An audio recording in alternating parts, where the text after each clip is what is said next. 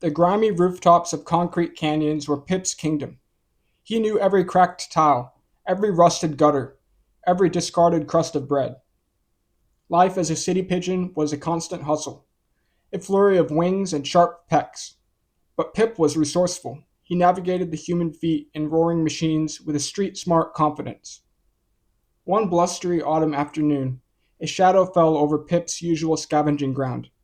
A creature unlike he had seen before landed with a powerful beat of wings on the edge of a skyscraper. It was swift and sleek, with eyes like molten gold and talons that could surely tear through steel. This was Kestrel, a peregrine falcon, driven into the city by a harsh early winter that had depleted the prey in her mountain home. Kestrel surveyed the urban landscape with disdain. The air was thick with unfamiliar smells, the sky choked with gray. There was no open space to hunt, only a dizzying maze of hard surfaces. Hunger gnawed at her. Pip, initially terrified, watched the magnificent bird with a mixture of awe and apprehension. He'd heard whispers of birds of prey in the high winds, but never encountered one so close. He saw the falcon's frustrated pecking at a discarded hot dog bun, a pathetic meal for such a creature. Days turned into a week. Kestrel remained, perched on high ledges, her sharp gaze scanning the unyielding city. Pip, emboldened by her apparent hopelessness in this environment, began to observe her more closely. He noticed her keen, still tracked movement, even amidst the chaos. One morning, a construction crew began dismantling a nearby building. The vibrations and falling debris sent flocks of pigeons scattering in panic. Pip found himself trapped behind a toppled ventilation shaft, a large piece of metal teetering precariously above him. He chirped frantically, his small body trembling. Kestrel, perched on a higher beam, saw Pip's distress. For a creature of the open skies, the confined space seemed alien and dangerous, yet she recognized the genuine fear in the smaller bird's frantic movements. An instinct, different from the hunt, stirred within her. She swooped down, her powerful wings creating a gust of wind that shifted the precarious metal just enough for Pip to dart out. He fluttered to safety, his heart pounding. For the first time, their eyes met without fear. A silent understanding passed between them.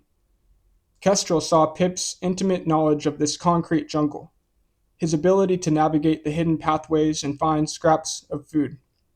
Pip, in turn, witnessed Kestrel's unmatched aerial skills and sharp eyesight. The difficult time came in the form of a sudden, thick fog that blanketed the city. Visibility dropped to near zero. Pip, usually so adept at navigating the familiar rooftops, found himself disoriented. Kestrel, accustomed to clear mountain air, was completely lost in the swirling gray. Hunger gnawed at them both. Pip couldn't find his usual food sources, and Kestrel couldn't spot any prey. They huddled together on a sheltered ledge, the unfamiliar closeness offering a strange comfort. Then Pip had an idea. He knew the echoing sounds of the city, the rumble of a specific truck that often dropped discarded pastries near the market, the distant clanging of the garbage collectors near the alley where discarded bread could sometimes be found.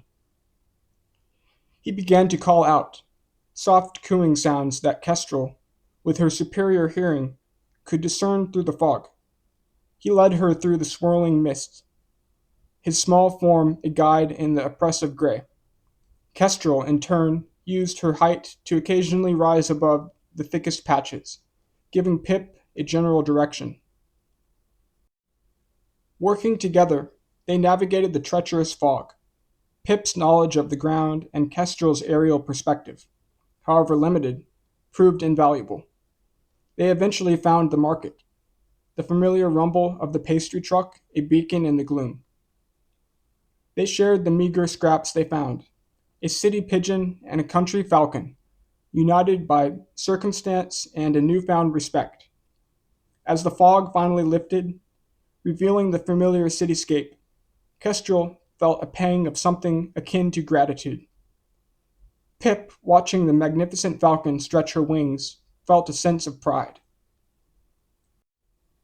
Kestrel eventually left the city as the harsh winter receded, her belly full and her spirit a little less wild.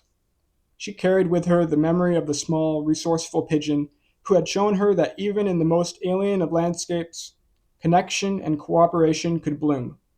And Pip, perched on his familiar rooftop, would sometimes look up at the vast sky, a flicker of memory for the swift shadow that had once shared his concrete kingdom. They had faced a difficult time, and in doing so, had found an unlikely, enduring bond.